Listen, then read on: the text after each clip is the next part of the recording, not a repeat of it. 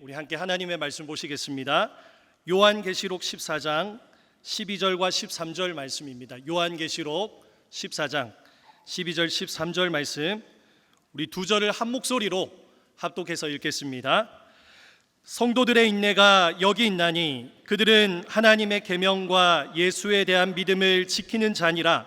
또 내가 들으니 하늘에서 음성이 나서 이르되 기록하라. 지금 이후로 주 안에서 죽는 자들은 복이 있도다 하시매 성령이 이르시되 그러하다.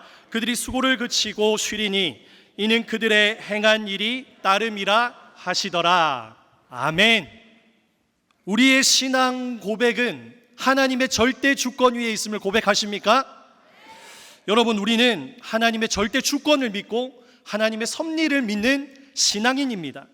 그러나 성도들이 쉽게 빠지는 함정이 있습니다. 그것이 무엇이냐면 하나님의 섭리가 있으니까 하나님께서 다 알아서 하시겠지, 이렇게 운명론적으로 잘못 생각한다는 것입니다.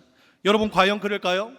하나님께서 우리와 함께 하시면서 계획하시지만 동시에 우리의 책임도 물으신다는 것을 분명히 기억하는 시간 되시기를 바랍니다. 하나님께서 구원할 성도를 정하셨다 하더라도 우리는 어떻게 합니까? 전도하지 않습니까? 그래서 우리는 이 미련한 전도라는 방법을 감당하는 줄로 믿습니다. 하나님의 섭리는 운명론이 아닙니다. 알아서 되겠지가 아니라 하나님께서 선하시게 이루시기에 우리는 더욱 그 선한 섭리를 향해서 더욱 힘써서 충성해야 한다는 것입니다. 여러분, 요한계시록은 하나님이 어떻게 역사하실지 미리 보여주는 로드맵과 같습니다. 결국 예수님께서 어떻게 하십니까? 다시 오셔서 성도는 완전한 승리를 누립니다. 아멘이십니까? 그러나 그 승리를 이 땅에서 누리기 위해서 우리가 취해야 할 것이 있는데, 그것이 바로 같이 해봅시다. 인내라는 것입니다. 성경은 말세에 신앙으로 고난받는다 말하지만 그 고난 속에서 우리가 취해야 할 것이 무엇이라고요? 인내라는 것입니다. 우리 오늘 말씀 12절 같이 한번 읽어보겠습니다. 성도들의 인내가 여기 있나니 그들은 하나님의 계명과 예수에 대한 믿음을 지키는 자니라. 아멘. 오늘날 많은 교회들이 이 말세의 인내를 생각할 때 당연한 고난이라 생각합니다. 성경은 말세의 고난을 분명하게 말하고 있습니다. 고난이 있다 말하고 있습니다. 그런데 한 가지 문제가 있는데, 이 고난에 대해서 수동적으로 생각한다는 것입니다. 어떻게 생각한다고요? 수동적으로 생각한다는 것입니다. 여러분, 차별금지법을 생각해 보십시오. 차별금지법이 통과되면 교회 강단이 위축되고 전도의 길이 막힙니다. 그러면 이러한 법안이 통과되지 않도록 적극적으로 막아야 하는데, 놀랍게도 많은 교회들이 당연한 고난으로 수동적인 자세를 이 법안 앞에서 취하더라는 것입니다. 우리 인스타그램에 커튼이 있던데 제가 좀 가지고 왔습니다. 한번 띄워주시겠습니까? 인스타그램에 좋은 커튼이 있어서 가지고 왔는데 한번 보십시오. 어떤 내용입니까? 많은 교회들이 말로만 법안을 반대한다 말하지만 실제로는 그 법을 추진하는 정당에 표를 던집니다. 그러고서 통과됐을 때는 아쉬워하고 안타까워하면서 결국에는 어떻게 합니까? 하나님께 이것이 폐지될 수 있도록 기도하는 행동을 실제로 한다는 것입니다. 말과 행동이 같습니까? 다릅니까? 다릅니다. 제가 전라도 50일 사역을 할 때에 전라도의 수많은 교회들이 차별금지법 반대한다 말합니다. 하지만 수많은 그분들께서 신앙과는 별개로 그 법안을 통과시키려는 정당에 투표한다 말하고 있습니다. 여러분, 그것이 꼭 전라도 도민들이겠습니까? 제가 이런 생각을 가진 우리 경상도의 그리스도인과 한번 물어봤습니다. 왜 당신은 그런 선택으로 정말 차별금지법이 통과되면 어떻게 할 것이냐 물어봤습니다. 그러니 그 그리스도인이 이런 말을 합니다. 그때 가서 맞겠다고. 여러분, 제가 다시 물어봤습니다. 그럼 왜 지금은 막지 않느냐? 왜 지금은 그런 정당에 투표하는 그런 실수를 벌이느냐? 그렇게 물어봤습니다. 그러니 대답이 이렇습니다. 아직은 확실하지 않지 않느냐? 그렇게 할 줄 알았지 어떻게 하느냐? 이렇게 얘기를 한다는 것입니다. 정말 많은 그리스도인들이 나이브하게 생각합니다. 너무 순진하게 생각합니다. 여러분, 우리는 당연한 고난 앞에서 바보처럼 고난을 자처해서는 안 될 줄로 믿습니다. 여러분, 다시 12절 말씀 같이 한번 읽어보겠습니다. 성도들의 인내가 여기 있나니 그들은 하나님의 계명과 예수에 대한 믿음을 지키는 자니라. 아멘. 말씀에서 성도들의 인내를 말하는데, 이 인내가 어떤 인내냐면 하나님의 계명과 예수에 대한 믿음을 지키려고 발버둥을 치는 인내라는 것입니다. 가만히 수동적으로 앉아있는 인내가 아니라는 것입니다. 여러분, 12절 하반절에 뭐라고 하고 있습니까? 믿음을 한번 띄워주십시오. 믿음을 지킨다 말하고 있지 않습니까? 믿음 지키기 위해서 수동적으로 있는 것이 아니라 적극적으로 인내한다, 그것을 말하고 있습니다. 우리 같이 한번 해볼까요? 적극적인 인내. 여러분, 초대교회는 말로 다 할 수 없는 핍박을 받았습니다. 황제 숭배와 이교 제사에 참여하는 것은 그들에게 주어진 의무였습니다. 그리스도인들은 이것을 반대했지요. 그런데 이것을 반대하면 신앙에 가서 물건 사는 일도 할 수가 없습니다. 매매가 금지되는 것입니다. 하지만 끝까지 믿음을 저버리지 않고 아는 성도들은 이 물리적인 핍박을 받으면서 순교의 자리까지 나아갔습니다. 여러분, 그래서 12절에서 말하는 이 인내는 세상과 충돌 안 하려고 가만히 있는 수동적인 인내가 아니라 세상의 기준과 충돌하더라도 적극적으로 맞서는 그 적극적인 인내를 말한다는 것입니다. 여러분, 예수님께서 요한계시록 2장 10절 서머낙 교회에게 이런 말씀하셨지요. 죽도록 어떻게 해라? 다시요. 죽도록 어떻게 해라? 맞습니다. 너는 장차 받을 고난을 두려워하지 말라. 내가 죽도록 충성하라. 그리하면 내가 생명의 간을 내게 주리라 약속하셨습니다. 여러분, 이게 무슨 말입니까? 로마 제국이라는 그 거대한 악에 순응하지 말고 끝까지 저항하여서 죽는 한이 있더라도 어떻게 하라는 것입니까? 충성하라는 말씀입니다. 오늘날로 치자면 세상의 흐름에 부딪히더라도 두려워하지 말고 믿음의 자리를 지키라는 것입니다. 여러분, 많은 교회들이 하지만 안타깝게도 이 수동적인 태도를 일관하고 있습니다. 여러분, 참 왜 그런지 이해가 안 가지 않습니까? 왜 그런지 참 이해가 안 되지 않습니까? 여러분, 그 근거가 8절에 말하고 있습니다. 같이 한번 읽어보겠습니다. 또 다른 천사 곧 둘째가 그 뒤를 따라 말하되 무너졌도다 무너졌도다 큰 성 바벨론이여 모든 나라에게 그의 음행으로 말미암아 진노의 포도주를 먹이는 자로다 하더라. 아멘. 8절에서 한 천사가 큰 성 바벨론이 무너졌다 말하고 있습니다. 그런데 그 바벨론이 모든 나라들에게 행했던 그 일이 무엇이냐면 8절 하반절 말씀을 보시면 그의 음행으로 말미암아 진노의 포도주를 먹인 것이라고 말하고 있습니다. 큰 성 바벨론을 오늘날로 치자면 반성경적이고 불경건한 그 세상의 흐름, 반성경적인 사회, 정치, 경제, 문화의 그 모든 것들을 말하고 있습니다. 이러한 전체적인 시스템이 참된 믿음으로 살아가는 성도들을 억압한다는데, 그 억압하는 방법이 무엇이냐면 진노의 포도주를 먹인다는 것입니다. 요한계시록의 저명한 학자 그레고리 빌은 이 바벨론화된 세상 시스템이 나라들을 이 진노의 포도주로 매혹한다 주장하고 있습니다. 여러분, 이 결과로 사람들은 바벨론의 영향에 저항할 힘이 사라진다 말하고 있습니다. 여러분, 술 취하면 저항할 힘이 있습니까? 없습니까? 없지 않습니까? 교회조차도 바벨론의 진노의 포도주에 취하여서 세상 흐름이 안겨다주는 그 안정과 편안함에 타협하더라는 것입니다. 그 결과가 장차 다가올 예수 그리스도에 대한 그 생각이 흐려지고 최후 심판에 대한 두려움까지도 술에 취하여서 마비가 된다는 것입니다. 여러분, 우리가 계속해서 싸우는 이 차별금지법을 생각해 보십시오. 그리고 거기에 아우르는 유신진화론, 퀴어 신학, 페미니즘 등도 생각해 보십시오. 우리가 전에는 알지 못했던 이러한 오늘날의 시대 조류들을 여러분 생각해 보십시오.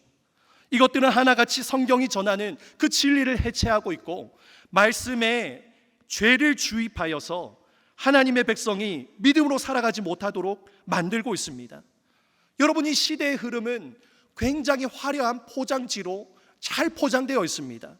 이 시대의 흐름이다라는 포장지로 포장되어 있습니다. 이것은 대중적인 그러한 모든 사람들의 생각이다, 그러한 포장지로 잘 포장되어 있습니다. 그렇게 성도들조차 이 진노의 포도주를 마시게 하는 것입니다. 여러분, 포도주에 취한 자들이 어떻게 합니까? 성경의 절대 가치를 두지 않고 사람들의 생각의 기준을, 우선순위를 두게 됩니다. 세상의 흐름에, 대중의 선호에 기준을 맞추게 됩니다. 여러분, 많은 교회들이 세상 눈높이에 맞춰서 오늘날로 말하자면 극우로 몰리지 않기 위해서 세상 사조와 함께 발맞춰 나가고 있는 것입니다. 서머나 교회처럼 그래도 예수 그리스도 우선순위를 놓지 않으려고 발버둥 치는 그런 교회가 오늘날 우리가 경험해봤듯이 찾기 힘들더라는 것입니다. 죽도록 충성하라는 그 말씀에 순종 안 하는 교회들이 너무 많다는 것입니다. 그래도 하나님은 소수이지만 그 순결한 성도들을 예비하셨습니다. 요한계시록 14장 4절 말씀 같이 한번 읽어보겠습니다. 이 사람들은 여자와 더불어 더럽히지 아니하고 순결한 자라, 어린 양이 어디로 인도하든지 따라가는 자며 사랑 가운데에서 속량함을 받아 처음 익은 열매로 하나님과 어린 양에게 속한 자들이니. 아멘. 하나님께서 예비하신 순결한 성도들이 있는데 이들은 어떠한 유혹에도 미혹되지 않고 세상의 가치와 타협하지 않고 어린 양이신 예수 그리스도께서 인도하시는 곳이라면 어디든지 따라가는 성도들이다 말하고 있습니다. 여러분, 우리 세계로교회는 많은 교회들이 목소리를 내지 않았을 때, 수동적으로 인내하고 있을 때 적극적인 인내로 맞섰습니다. 예수 그리스도께서 우리를 위해 처절한 고통 당하시고 십자가에서 죽으시고 3일 만에 부활하신 그 은혜에 감격하여서 우리는 그 결과로서 마땅히 해야 할 충성스러운 일들에 대해서 앞서 나가면서 외쳤습니다. 우리의 이런 모습, 어린 양이 어디로 인도하든지 따라가는 훈련을 한 것이라 생각합니다. 여러분, 영상을 하나 준비했는데 우리 잠깐 영상을 하나 봤으면 좋겠습니다.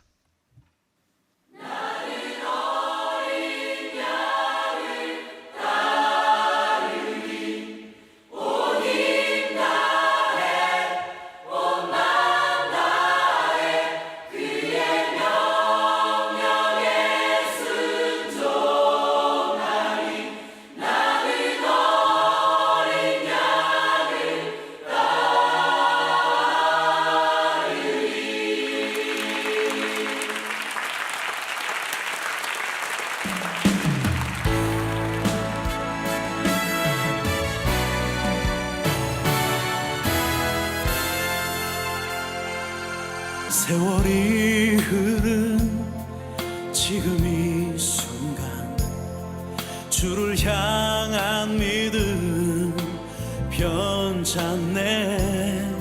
이제 주 위에 세상 버리고 십자가 들고 나가야 하리. 우리 위해 십자가 지신 그분을 위해 살아야 하리. 마지막 나팔 울릴 때까지 참으며 담대히 선포하리.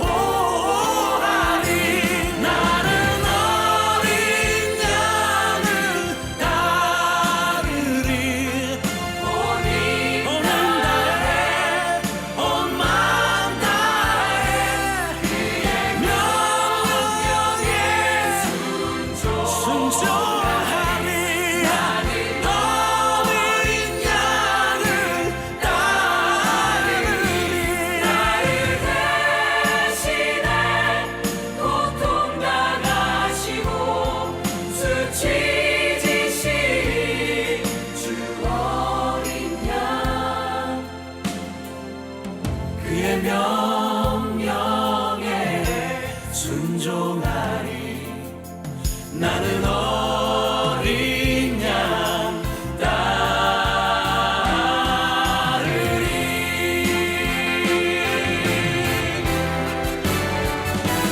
나는 어린 양을 따르리. 온 힘 다해 온 맘 다해 그의 명령에 순종하리. 나는 어린 양을 따르리. 나는 어린 양을 따르리. 온 힘 다해 온 맘 다해 그의 명령에 순종하리. 나 어린 양을 따르리. 나 어린 양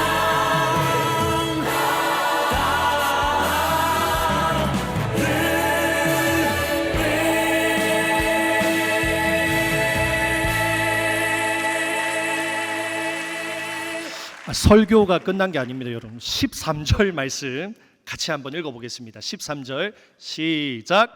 또 내가 들으니 하늘에서 음성이 나서 이르되 기록하라. 지금 이후로 주 안에서 죽는 자들은 복이 있도다 하시매 성령이 이르시되 그러하다. 그들이 수고를 그치고 쉬리니 이는 그들의 행한 일이 따름이라 하시더라. 아멘. 적극적인 인내로 이 땅에서 죽은 성도들, 그들은 주 안에서 죽은 자들이라 말씀합니다. 주 안에서 죽은 자들, 오늘날 끝까지 적극적인 그 인내를 가지고서 세상의 반성경적인 그 흐름과 싸운 이들을 말할 것입니다. 여러분, 이들에게는 결국 하나님이 주시는 무엇이 있다라지요? 안식이 있다 말하고 있습니다. 하나님께서 그들에게 복을 주시면서 그 수고를 그치고 쉬게 하신다 약속하십니다. 물론 우리가 더 힘써 계속해서 우리는 적극적으로 나아가야 할 줄로 믿습니다. 여러분, 13절 하반절 보십시오. 그들의 행한 일이 따름이라 말하고 있지 않습니까? 최후 심판 때 그 앞에서 우리를 판결하실 때에 우리의 적극적인 그 수고가 헛된 일이 아님을 예수 그리스도께서 분명히 판결해 주실 줄로 믿습니다. 사랑하는 성도 여러분, 적극적인 인내는 수고스럽고 어렵습니다. 번거롭습니다. 하지만 세상의 흐름과 맞서면서 사랑으로, 겸손으로, 그리고 확고한 진리 안에서 우리가 설 때에 그 인내를 이룬 자들은 마지막 심판대 앞에서 주 안에서 죽는 자들 복이 있다, 그 하늘의 선언 듣게 될 줄로 믿습니다.